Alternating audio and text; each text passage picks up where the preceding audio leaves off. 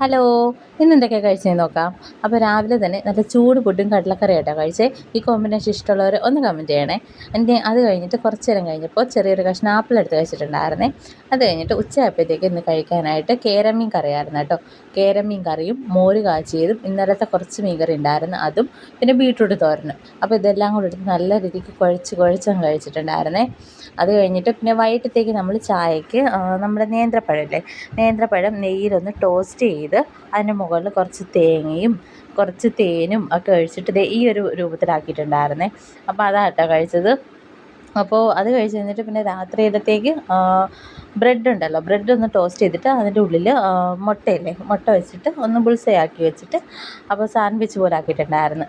അതും അതിൻ്റെ കൂടെ ഒരു കോഫിയും കുടിച്ചിട്ടുണ്ടായിരുന്നു.